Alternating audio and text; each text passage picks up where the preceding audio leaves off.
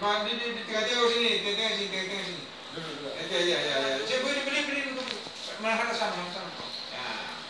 Coba kau cerita apa kejadian sebelum saya kasih bagianmu. Dari awal kau cerita. Punya mau dikirimkan uang. Apa dia bilang? Di situ BRI montok. Bunda kemana aja sih? Kasih dikasihkan nomor rekening Pak. Apa maksudnya itu montok? Kamu menulis sering. Coba betul. Coba. Ya terus. Ini Pak, memang bisa dikirimkan uang. Siapa yang kirim uang? Laki-laki Pak. Seberapa? 2 juta? 1,5 juta. Kapan dikirim uang? Itu nggak pernah kata tanya. Uang apa katanya itu? Nggak tahu Pak. Nggak pernah kata tanya. Ada anakmu? Iya. Berapa anakmu? 2 Pak. 2? Sering kau bisa raja? Tidak?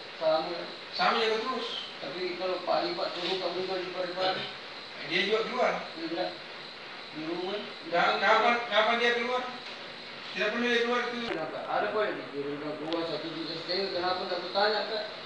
Nggak menyambung. Masih jengkel tak sadar. Salwi Pak. Ambil kau barang? Iya. Terus bagaimana cara memerangi?